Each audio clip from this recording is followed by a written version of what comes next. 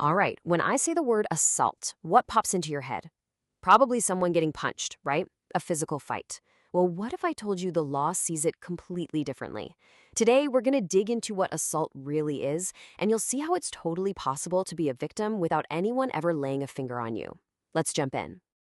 So let's just get right to it. Can you actually be assaulted without ever being touched? It sounds kind of weird, but the answer is a huge resounding yes.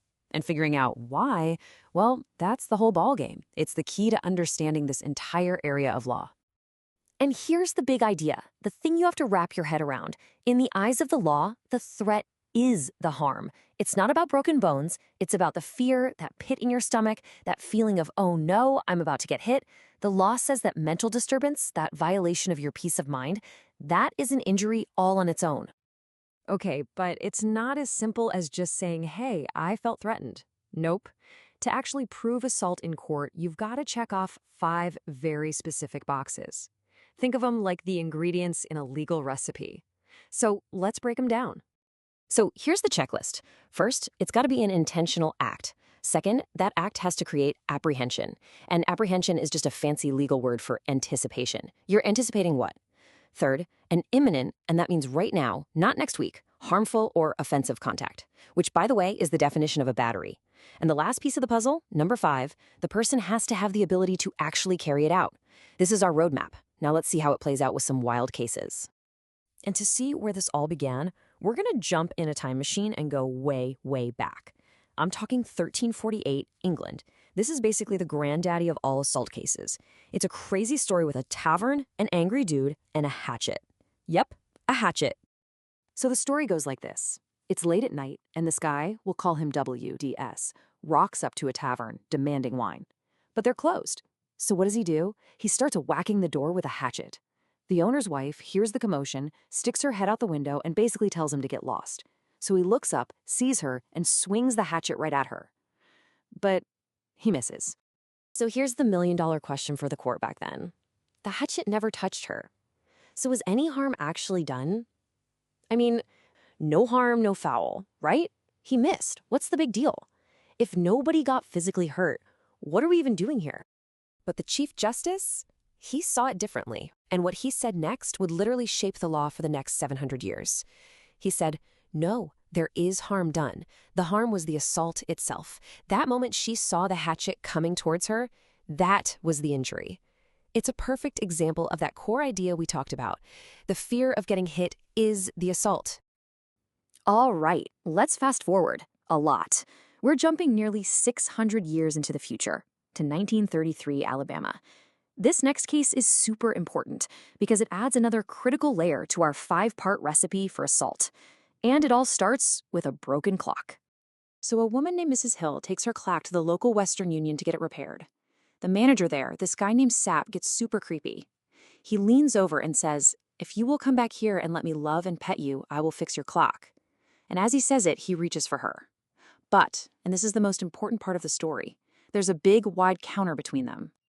So you see the problem, right? On the one hand, you've got a clear threat. You have his words, you have him reaching for her. But on the other hand, you have this physical barrier.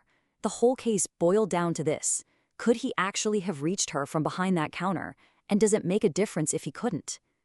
And believe it or not, the entire case came down to a specific measurement, 4 feet and 2 inches. That was the width of the counter.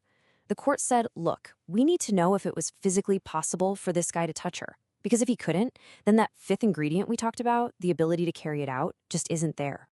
And this is where the law gets really nuanced. This case helped establish a key idea called apparent present ability. Here's what it means. The person making the threat doesn't have to have the actual ability to pull it off. They just have to have the apparent ability. So from Mrs. Hill's perspective, did it look like he could reach her? That's what matters. It's all about how credible the threat feels in that exact moment. Okay, so this is a perfect time to tackle something that trips a lot of people up, the difference between assault and battery. You hear them together all the time, but legally they are 2 totally separate things. Let's clear this up once and for all. It's actually pretty simple when you break it down.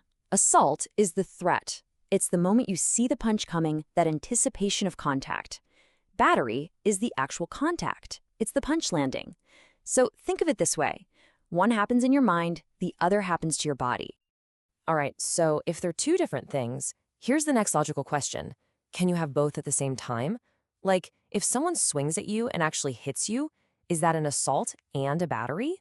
Totally. Yes, you can, but there's a huge if here.